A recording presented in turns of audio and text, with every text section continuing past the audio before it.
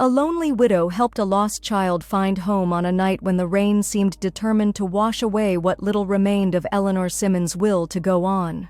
She hadn't planned on leaving her small bungalow that evening, hadn't planned much of anything since Robert's passing 3 years ago, but the pantry stood empty save for a can of soup and half a loaf of bread turning stale on the counter. The grocery store 4 blocks away remained open until 9, leaving her just enough time if she hurried. Eleanor pulled her faded raincoat tighter as she stepped out, the autumn chill biting through the worn fabric. 58 years old and feeling every minute of it, she thought, as her knees protested the 3 concrete steps leading down from her porch. The streetlights cast hazy halos through the drizzle, illuminating a neighborhood that had once felt like home, but now served only as a constant reminder of what she'd lost. Not just Robert. No, the universe hadn't been content to take only her husband. The memory of her daughter's voice on the phone that final night, cold, definitive, still had the power to hollow out her chest. "I can't do this anymore, Mom. Dad was the only thing keeping us connected and now he's gone. I need space. Maybe permanently." Sarah hadn't even come to the funeral. Neither had Michael, Eleanor's son, though his reasons stemmed from geographic distance and a decade-old disagreement with his father, rather than the complicated tangle of resentment that had always existed between mother and daughter. A shattered family. That's what Eleanor had now. Fragments scattered so widely she'd stopped believing they could ever be whole again. The supermarket's fluorescent lights assaulted her eyes as she entered, grabbing a handbasket and moving methodically through the aisles. She selected items not from hunger but from habit: bread, eggs, tea. Enough to sustain but nothing to savor. When had she last cooked a proper meal? Before Robert's diagnosis, perhaps. Before everything fell apart. The cashier, young, disinterested, scanned her meager purchases without comment. Eleanor was accustomed to this particular brand of invisibility. It came with age and solitude, the gradual fading from the world's attention. She paid an exact change, collecting her single paper bag with both hands. The rain had intensified during her brief shopping trip, coming down in sheets that transformed the streets into shallow rivers. Eleanor hesitated beneath the store's awning, contemplating waiting out the downpour, when she noticed a small figure huddled against the brick wall at the corner of the building. A child. A little girl, maybe 6 or 7 years old, soaked through and shivering. Eleanor's first instinct was to look around for a parent, but the parking lot stood nearly empty, just a few cars scattered beneath the sickly yellow lights. The child's shoulders shook. From cold or tears, Eleanor couldn't tell. "Are you all right?" she called, her voice rusty from disuse. The girl's head snapped up, revealing a tear-streaked face framed by dark hair plastered to her cheeks. She shook her head, lower lip trembling. Something long dormant stirred in Eleanor's chest, a maternal instinct she'd assumed had withered away years ago. She crossed the distance between them, crouching despite the protest of her knees to meet the child's eyes. "I'm lost," the girl whispered, her voice nearly drowned by the rain. "I can't find my way home." "Where do you live?" "Are your parents nearby?" Eleanor asked, already shrugging out of her raincoat to wrap around the shivering child. "Grandma's house. We were walking to the library, but I saw a kitty and followed it." Fresh tears welled in the girl's eyes. "Then I couldn't find her again." Eleanor glanced at her watch, nearly 9. The streets would only grow darker, the rain heavier. "What's your name, sweetheart?" "Lily." "I'm Eleanor. Do you know your grandmother's address or phone number?" Lily nodded, reciting a phone number with the careful precision of a child who'd been made to memorize it. "But my phone got wet when I fell, and it won't turn on." Eleanor hesitated only briefly. Robert would have known exactly what to do. He'd always been better with children, with people in general. But Robert wasn't here, and this child needed help. "Let's get you somewhere dry, and we'll call your grandmother," she said, offering her hand. Lily's small fingers curled into hers, cold but trusting. The walk back to Eleanor's bungalow took twice as long as usual, their pace slowed by Lily's shorter legs and Eleanor's cautious navigation of puddles and slick pavement. By the time they reached her front porch, both were thoroughly soaked despite sharing the raincoat. "It's not much," Eleanor said as she unlocked the door, suddenly aware of how unwelcoming her home must appear. The hallway light had burned out days ago, and she hadn't bothered to replace it. The living room beyond stood dim and cluttered, stacks of books and old newspapers the only evidence of her aimless existence. Lily didn't seem to notice, too relieved to be out of the rain. She stood dripping on the entryway rug while Eleanor found towels and a throw blanket she kept folded on the couch. Let's get you warmed up, and then we'll call your grandmother," she said, wrapping the blanket around Lily's shoulders. She must be worried sick. Eleanor's landline, a relic she'd kept more out of habit than necessity, sat on the kitchen counter. She dialed the number Lily had provided, her heart pounding inexplicably as it rang. "Hello?" A woman's voice answered, taut with anxiety. "Yes, hello. My name is Eleanor Simmons. I found a little girl named Lily outside the grocery store on Maple Street. She says she got separated from her grandmother." "Lily? Oh my God, is she all right?" The voice cracked with emotion. "I've been looking everywhere, called the police. She's fine," Eleanor assured her. "A bit wet from the rain, but safe. I've brought her to my home to dry off." After providing her address, Eleanor handed the phone to Lily, whose face lit up at the sound of her grandmother's voice.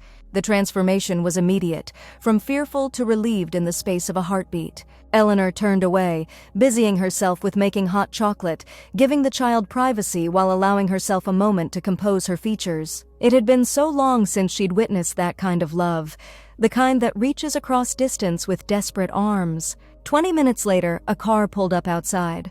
Lily, now wrapped in a blanket and clutching a mug of hot chocolate with marshmallows — Eleanor had forgotten she even had those in the back of her pantry — perked up at the sound. "That's Grandma," she said, scrambling to her feet. Eleanor walked her to the door, oddly reluctant to see the child go. For a brief time, her empty house had felt less hollow, filled with the sound of another voice, another heartbeat. The porch light illuminated a woman hurrying up the walkway, an umbrella clutched in one hand. She was perhaps in her 50s, with graying hair pulled back in a hasty ponytail. Her face, tense with worry, relaxed visibly at the sight of Lily. "Grandma!" Lily launched herself from the doorway, blanket trailing behind her like a cape. The woman caught her in a fierce embrace, umbrella forgotten as she knelt in the rain. "Lily, you scared me half to death. Don't you ever wander off like that again?" Eleanor watched from the doorway, feeling simultaneously part of and separate from this reunion. When the grandmother looked up, still holding Lily close, Eleanor was unprepared for the shock that passed across the woman's features. "Eleanor?" The woman stood slowly, disbelief evident in every line of her body. "Eleanor Simmons?" Eleanor squinted through the rain, confusion giving way to recognition in a slow, dawning wave that left her gripping the doorframe for support. "Patricia?" she whispered. "Patricia Walsh?" The woman nodded, and Eleanor felt the world tilt beneath her feet. Patricia Walsh had been her closest friend decades ago, before Eleanor had married Robert and moved away from their small hometown, before life and distance and the demands of family had pulled them in separate directions. They'd lost touch after college, their friendship becoming just another casualty of adulthood's competing priorities. "I can't believe it's you," Patricia said, stepping onto the porch with Lily still clinging to her legs. "Of all the people in this city to find my granddaughter." Eleanor struggled to find words, her mind racing to connect the pieces. "You live here? In Millfield? For the past 5 years?" Patricia nodded. "After James died, I moved to be closer to my daughter and Lily." She gestured to the child. "I never knew you were here too." 27 years, Eleanor said. "Almost my entire married life." An awkward silence fell between them, 3 decades of unshared history stretching like a chasm. Finally, Patricia broke it with a gentle smile. "We have a lot of catching up to do, it seems. But first, I need to get this little adventurer home and into dry clothes." She squeezed Lily's shoulder. "Say thank you to Mrs. Simmons, Lily. Thank you for helping me find home," Lily said solemnly. "And for the hot chocolate with the tiny marshmallows." Eleanor found herself smiling, a real smile, the kind that reached her eyes. "You're very welcome, Lily." Patricia hesitated, then pulled a phone from her pocket. "Could we exchange numbers? Maybe meet for coffee? I'd love to properly thank you and, well, it would be nice to reconnect." As Eleanor entered her number into Patricia's phone, she felt something unfamiliar. A tiny flicker of anticipation for tomorrow. After they left, Eleanor stood in her doorway watching their taillights disappear into the rain. Her house felt emptier than before, but somehow less lonely. She'd helped a child find her way home, and perhaps in some small way begun to find her own path back to the land of the living. Patricia called the next morning, inviting Eleanor to Sunday lunch. "Nothing formal," she assured her. "Just a chance to catch up and properly thank you for helping Lily." Eleanor accepted with only minor hesitation. What else did she have planned? Another day of reading the same paragraph in a book she couldn't focus on. Another evening of silence broken only by the ticking of the grandfather clock Robert had lovingly restored the year before his diagnosis. Sunday arrived with surprising swiftness. Eleanor found herself standing before her closet, contemplating what to wear with an attention to detail she hadn't bothered with in years. She settled on a blue blouse Sarah had given her for Christmas 3 years ago, the last gift she'd received from her daughter, and a pair of slacks that hung looser than she remembered.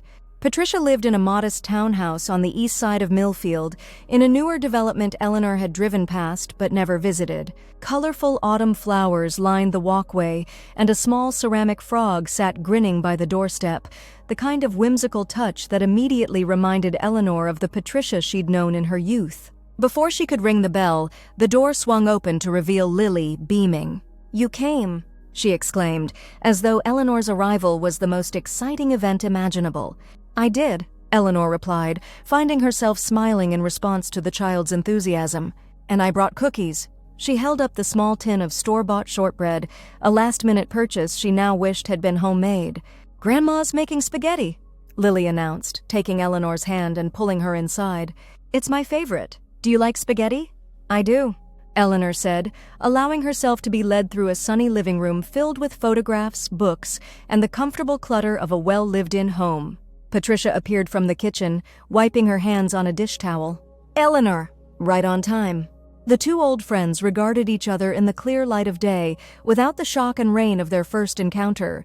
Patricia had aged well, Eleanor thought, laugh lines around her eyes, silver threading through her dark hair, but still possessing the same warmth that had drawn Eleanor to her in college. "You look wonderful," Eleanor said, meaning it. "So do you," Patricia replied, though Eleanor knew this couldn't possibly be true. She'd seen her own reflection that morning, the pallor that came from too many days spent indoors, the weight loss that spoke of meals skipped rather than health maintained. But Patricia's eyes held no judgment, only genuine pleasure at her presence. "Come in, lunch is almost ready. Lily, why don't you show Eleanor the photos in the living room while I finish up?" Lily took this assignment seriously, leading Eleanor to the gallery wall filled with framed pictures. "That's my mom," she said, pointing to a smiling young woman holding a toddler, Lily herself, a few years younger. "She's in California right now for her job. She designs video games." "How fascinating," Eleanor said, studying the photograph. The woman had Patricia's eyes, but something in her smile reminded Eleanor of someone else. Perhaps James, Patricia's late husband, whom Eleanor had met only a few times before losing touch with her friend. "That's Grandma and Grandpa James at their wedding," Lily continued, indicating a faded color photo in a silver frame. "And that's Grandma with her college friends." Eleanor leaned closer, her breath catching. There she was, decades younger, arms slung around Patricia's shoulders, both of them laughing in front of their dormitory. She had almost forgotten that version of herself, the one who laughed easily, who believed the future stretched bright and limitless before her. "That's you," Lily said, pointing at the photo. "Grandma told me you were her best friend when she was my age, but a lot bigger." "Not quite your age," Eleanor corrected gently. "We met in college. I was 18. "That's ancient," Lily declared with the confidence of childhood. Eleanor found herself laughing, actually laughing, the sound rusty but genuine. It certainly feels that way sometimes. "Lunch is ready," Patricia called from the dining room. The meal was simple but delicious, spaghetti with homemade meat sauce, garlic bread, and a colorful salad. Eleanor realized as she took her first bite how long it had been since she'd eaten food prepared with care, with the intention of bringing pleasure rather than merely sustaining life. Conversation flowed more easily than she'd expected, with Lily providing much of the momentum, peppering Eleanor with questions about her life, her house, whether she had pets. "Not anymore," Eleanor had answered, thinking of Robert's cat that had passed 6 months after him, and what her favorite color was. "You haven't changed a bit," Patricia said during a lull while Lily was occupied with twirling spaghetti onto her fork. "Still the quiet observer, taking everything in." Eleanor smiled faintly. "I've changed in all the ways that matter, I'm afraid." Patricia's expression softened. "I heard about Robert. I'm so sorry, Ellie. I should have reached out when I moved here, but life gets complicated." Eleanor finished for her. "I understand." "Still," Patricia said, reaching across the table to briefly touch Eleanor's hand. "I've missed you. When Lily told me about the kind lady who helped her, I never imagined it would be you."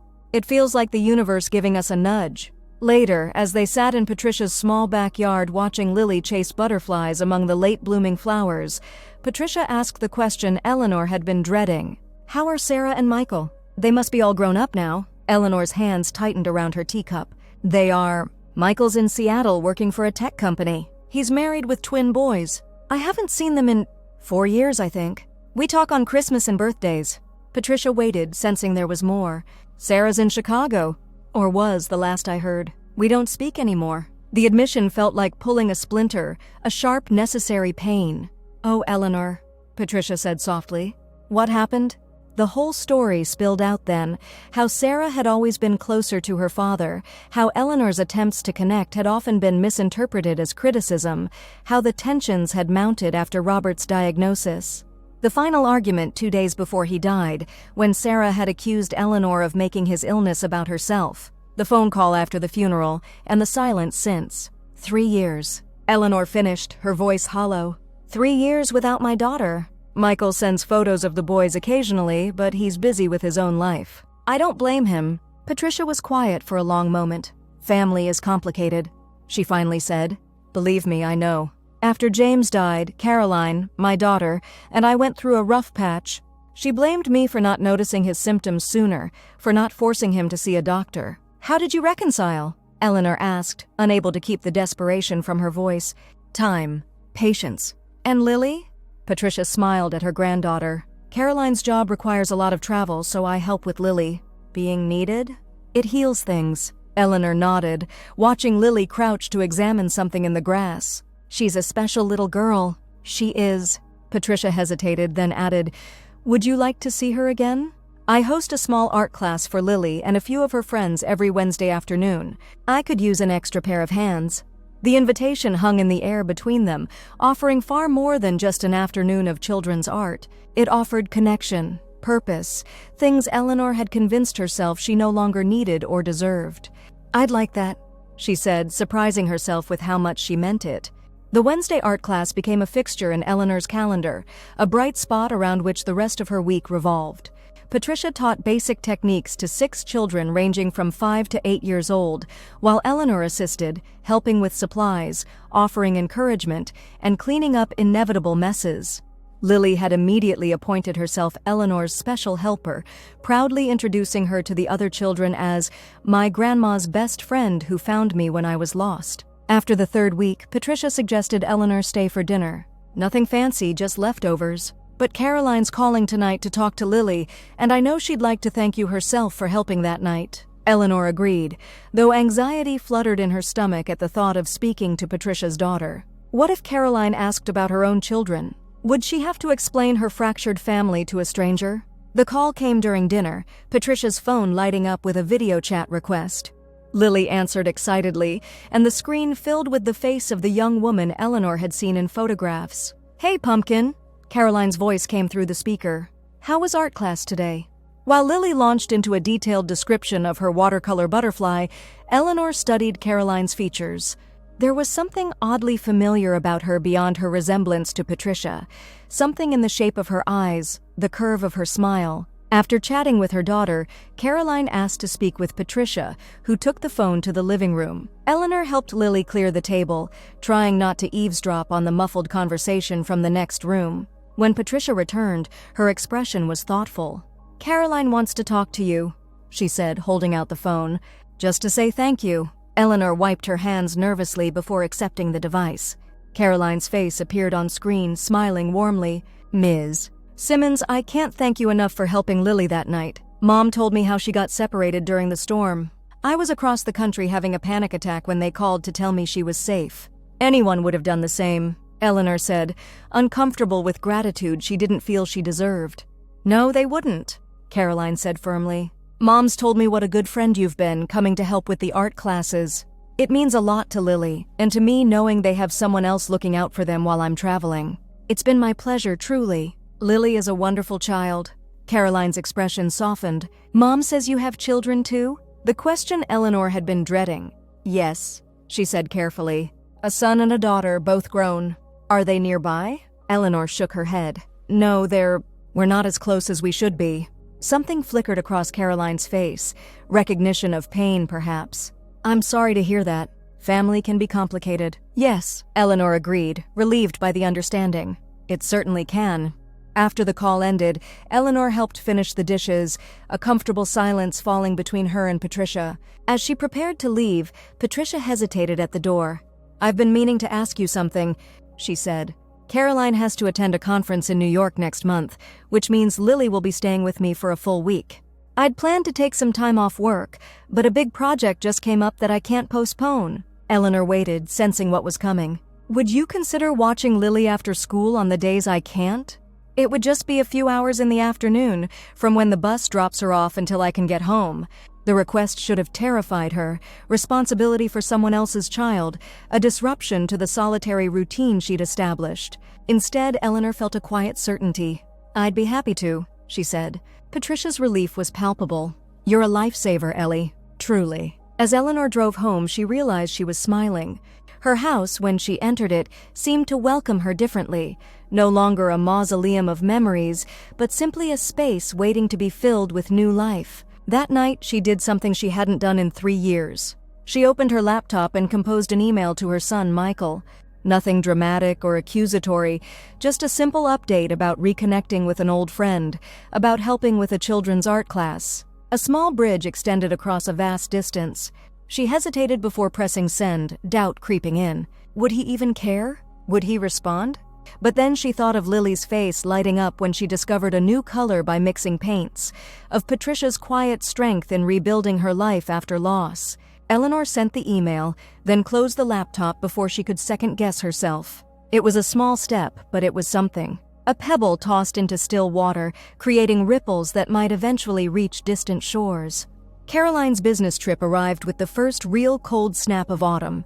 Eleanor prepared for Lily's visits by stocking her kitchen with child-friendly snacks, clearing a space at her dining table for homework, and even purchasing art supplies so they could continue their creative projects. On Monday afternoon, she waited nervously by her front window, watching for the yellow school bus. When it finally appeared and Lily bounded down the steps with her oversized backpack, Eleanor felt an unexpected surge of joy. "I brought my rock collection to show you," Lily announced as she entered the house. "And Ms. Peterson gave us a science project about leaves." The afternoon passed in a blur of homework, rock identification. Eleanor found herself genuinely fascinated by Lily's enthusiastic explanations, and a snack of apple slices with peanut butter. By the time Patricia arrived to pick her up, Eleanor felt more energized than she had in years. "How was it?" Patricia asked as Lily gathered her belongings. "Wonderful," Eleanor answered honestly. "She's a delight." The pattern repeated throughout the week, Lily arriving after school, hours filled with conversation, homework, and often art projects. Eleanor found herself looking forward to each afternoon, planning small activities or treats that might make Lily smile. On Thursday, as they worked on pressing autumn leaves between wax paper, Lily asked a question that caught Eleanor off guard. "Do you have pictures of your kids?" "Grandma said you have a boy and a girl like my mom does." Eleanor's hands stilled momentarily. "I do," she said carefully. "Would you like to see them?" At Lily's eager nod, Eleanor went to the bookshelf and retrieved a photo album she hadn't opened in years. She sat beside Lily on the couch, the book heavy in her lap. "This is Michael," she said, pointing to a photo of a young man in a graduation cap and gown. "He's my son. He lives in Seattle now with his wife and 2 little boys. He has a nice smile," Lily observed. "Like you." Eleanor hadn't thought about resemblances in a long time. "I suppose he does have my smile. He has his father's eyes, though." She turned the page, revealing a family portrait taken at Sarah's high school graduation. "This is my daughter, Sarah." Lily leaned closer, studying the image. "She's pretty. She looks like you, too." "More like her father," Eleanor said automatically, the familiar comparison slipping out before she could stop it. It had always been that way, Sarah taking after Robert in looks and temperament, the two of them understanding each other in ways Eleanor had never quite managed. Lily shook her head with the certainty of a child. "No, she looks like you." "Same eyes." Eleanor studied the photograph with fresh eyes. Perhaps there was some truth to Lily's observation. Sarah had always worn her hair differently, dressed differently, made choices that set her apart from her mother. But beneath those superficial differences, the shape of her eyes, the line of her jaw, there were echoes of Eleanor there, impossible to deny. "Do they come visit you?" Lily asked, turning the page to reveal more family photos. "Not for a long time," Eleanor admitted. "They're very busy with their own lives." Lily frowned, processing this information with the straightforward logic of childhood. "But you're their mom. Don't they miss you?" The question pierced Eleanor's heart. "I don't know," she said softly. "I hope so. I miss them very much." "You should call them," Lily suggested, as though it were the simplest solution in the world. "When I miss my mom, Grandma helps me call her, even if she's in a different time zone." Later, after Lily had gone home with Patricia, Eleanor sat alone with the photo album still open on her lap. Her daughter's face looked back at her from the glossy page, younger, smiling, unaware of the fractures that would eventually shatter their family. Lily's innocent question echoed in her mind. "Don't they miss you?" Eleanor reached for her phone, scrolling to Sarah's contact information, unchanged in 3 years, though she had no way of knowing if the number still worked. Her thumb hovered over the call button, trembling slightly. She couldn't do it, not yet, but for the first time in years, she could imagine a day when she might. Instead, she checked her email, surprised to find a response from Michael. It was brief, but warm, an update on the twins, now in first grade, a mention of a possible business trip to Chicago in the spring, with a tentative question about whether he might stop by to see her if he extended the trip. Eleanor replied immediately, her heart racing as she told him she would love to see him. She included a photo of herself with Patricia and Lily at the art class, proof that she was emerging from her self-imposed isolation. That night, she slept better than she had in months, dreamless and deep. Friday afternoon brought rain again, a steady downpour that drummed against the windows of Eleanor's house as she and Lily worked on a jigsaw puzzle at the dining table. They had already completed Lily's homework and baked cookies, activities Eleanor had planned to fill the longer afternoon, as Patricia had a meeting and wouldn't pick up Lily until 6. "I think this piece goes here," Lily said, fitting a blue section into the puzzle's developing sky. Eleanor nodded approvingly. "You have a good eye for patterns." The doorbell rang, startling them both. Eleanor checked her watch. Only 4:30, too early for Patricia. "Stay here," she told Lily, moving to the front door. Through the peephole, she could see a woman standing on her porch, shoulders hunched against the rain. Not Patricia, someone younger, with dark hair pulled back in a hasty ponytail. The visitor turned slightly, revealing her profile, and Eleanor's heart stopped. Sarah. Her hands suddenly clumsy, Eleanor unlocked the door and pulled it open. Her daughter stood before her, rain dripping from her coat, her expression a complex mixture of determination and uncertainty.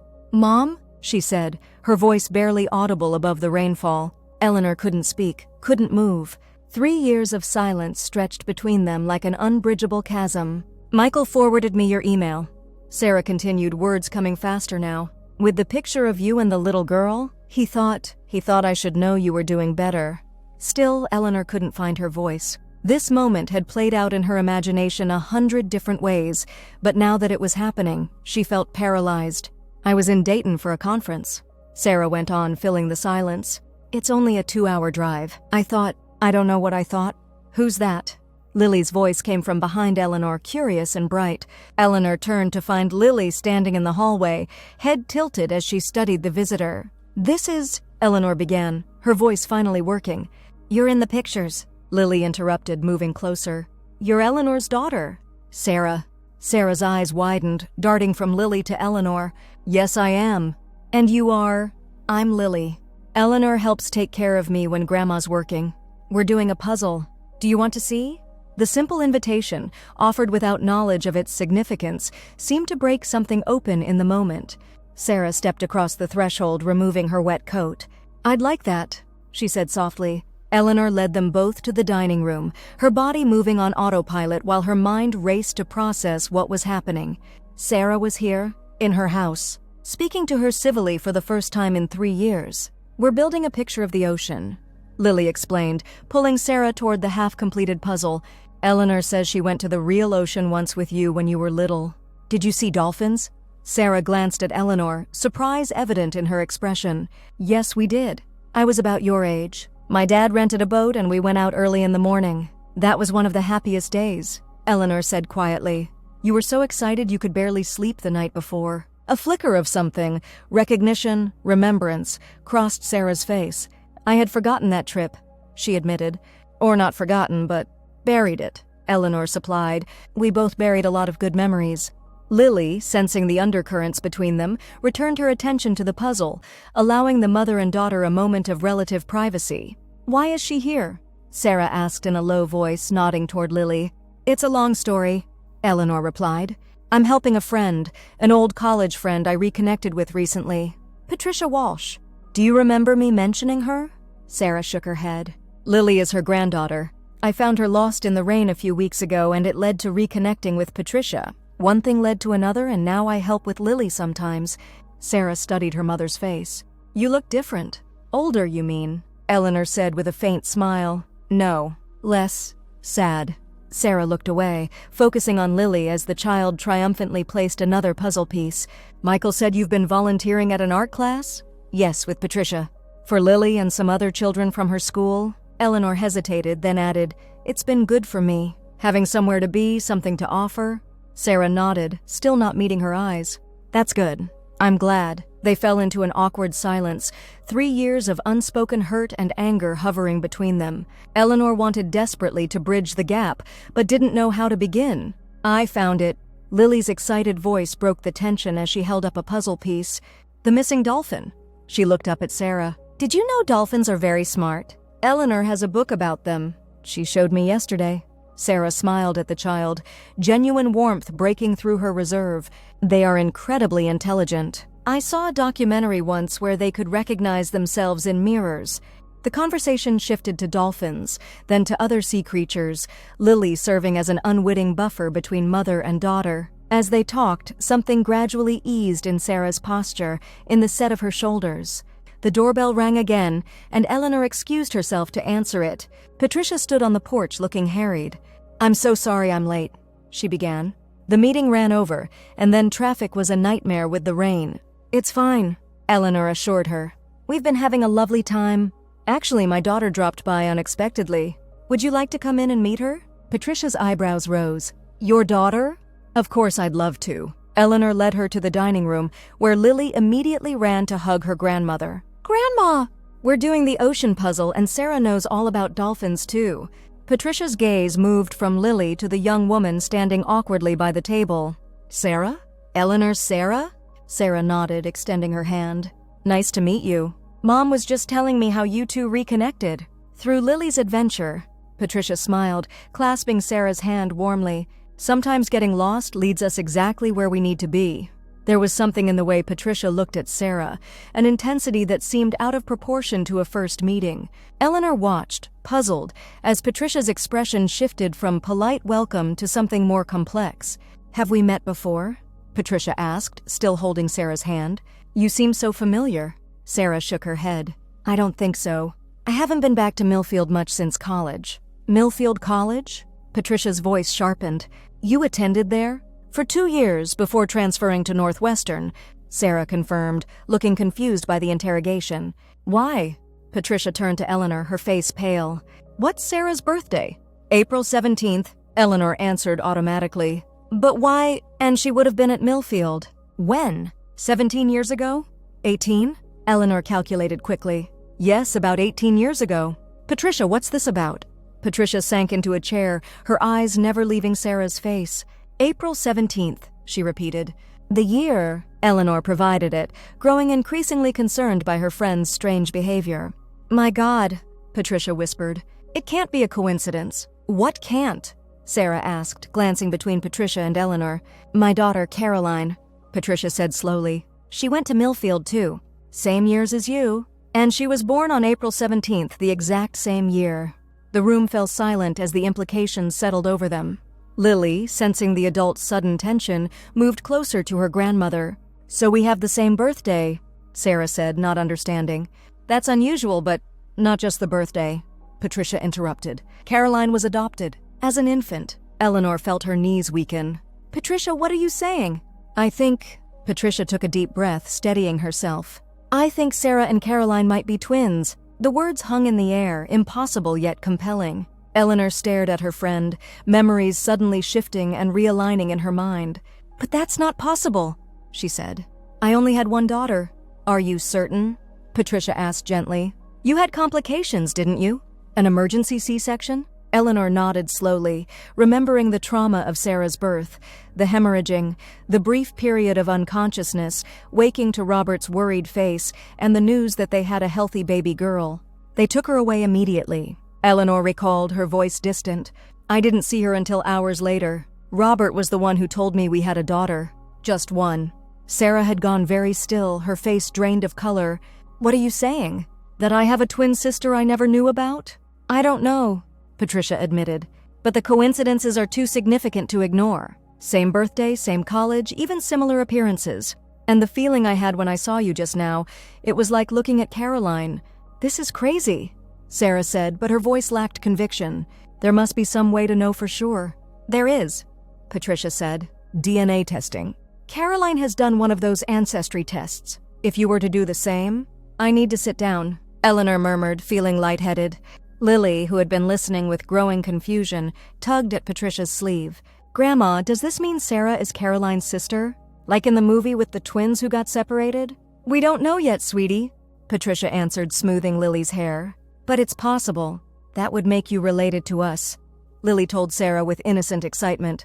"You'd be my aunt." Sarah's expression softened as she looked at the child. "Let's not get ahead of ourselves," she said gently. "We need to find out more information first." But as Eleanor watched her daughter interact with Lily, she could see the resemblance Patricia had noticed, something in the shape of their smiles, the animated way they used their hands when speaking. Could it be possible? Could Sarah have a twin she never knew about? And if so, what did that mean about Robert? Had he known there were two babies?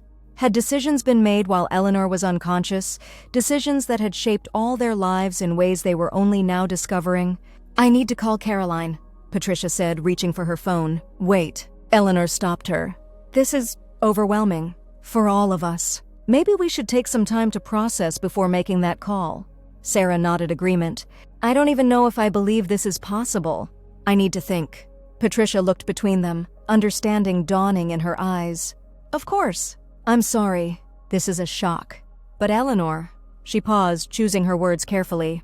"If it's true, if Caroline and Sarah are twins, then our families have been connected all along. The lost child you helped find home that night wasn't just Lily.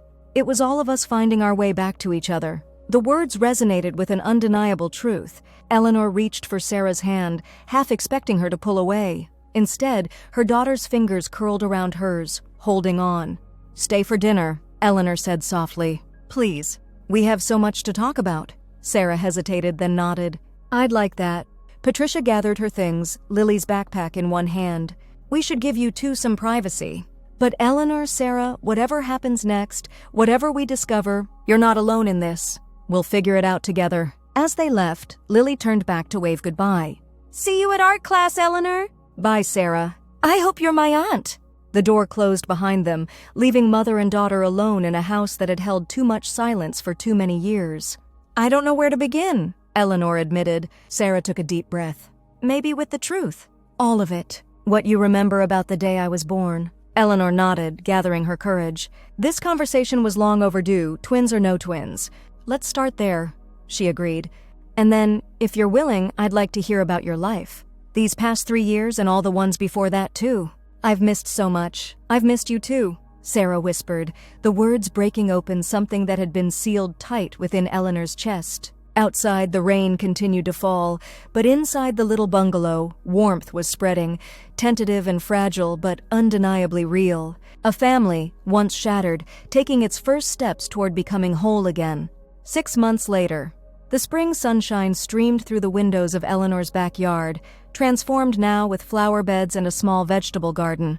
Around the patio table sat faces that had become precious to her, Patricia pouring lemonade, Michael discussing baseball with James, Patricia's ex-husband who had flown in for the weekend, the twins exploring the yard with Lily as their enthusiastic guide, and at the center of it all, Sarah and Caroline, identical in feature but distinct in style, laughing together as they arranged a platter of fruit. The DNA test had confirmed what they'd all begun to suspect: identical twins separated at birth.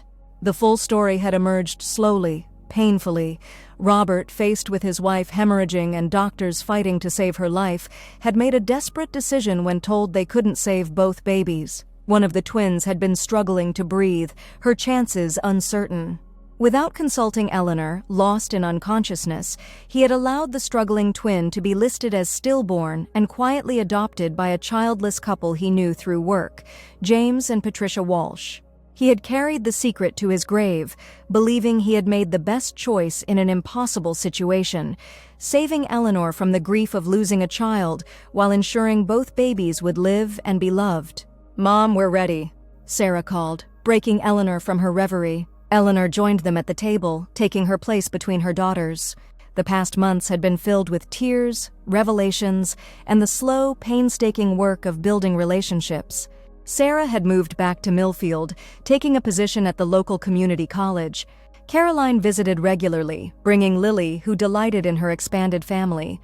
Michael had brought his wife and the twins for Christmas, the first holiday they'd spent together in years. It wasn't perfect. There were still moments of tension, of grief for the years lost. But there was also this, the simple joy of being together, of belonging. "Before we eat," Patricia said, raising her glass, "I'd like to propose a toast. To Eleanor, who helped a lost child find home, and in doing so, reunited her own shattered family. To Mom," Sarah and Michael echoed, lifting their glasses. "To Grandma Eleanor," Lily added enthusiastically, raising her plastic cup so quickly that lemonade sloshed over the rim. As laughter rippled around the table, Eleanor looked at the faces surrounding her. Her family, once lost, now found. The journey wasn't over, healing rarely followed a straight path. But for the first time in years, the road ahead looked bright with possibility. A lonely widow had helped a lost child find home on a rainy night, never knowing she'd reunite her own shattered family. But perhaps, Eleanor thought as she raised her glass to meet the others, some part of her had known all along, known that love, once given freely, has a way of returning when we need it most.